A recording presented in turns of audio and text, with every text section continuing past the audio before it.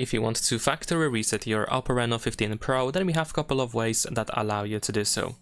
The first method is to go to Settings, scroll down in here and go to System and Update. Then we're gonna go to Backup and Reset. Then we have Reset Phone and Erase all data. Enter the screen lock password, and then we can choose to erase all data but keep eSIM profiles, or you can choose to clear everything including eSIM.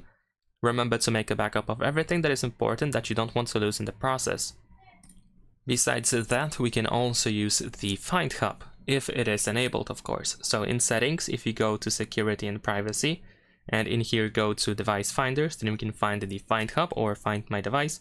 And if it's enabled, you can use the Find Hub app or the website in order to access the factory reset option. So you want to go to google.com/android/find, make sure that you use the correct Google account, the same one that you use on your phone.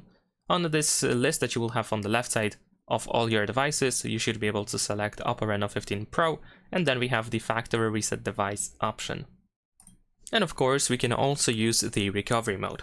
In order to use the recovery mode, first we need to restart our phone, so we're gonna use the power button and volume up button at the same time. There we go, and then we're gonna slide up in here in order to restart our phone. And once you restart, you want to press and hold volume down, and you want to keep holding volume down until you see the recovery mode, or to be precise, the language selection for the recovery mode.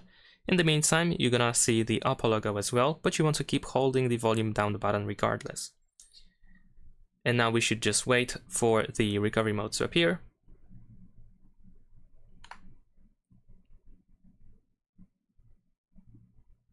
There we go. Now in here we can choose the English language, and we can tap on Format Data option. Enter the code that you can see over here, and this is how we can factory reset with the recovery mode. In case you go back to the recovery menu after factory resetting your phone, you can reboot your device quite easily. Leave a like and subscribe.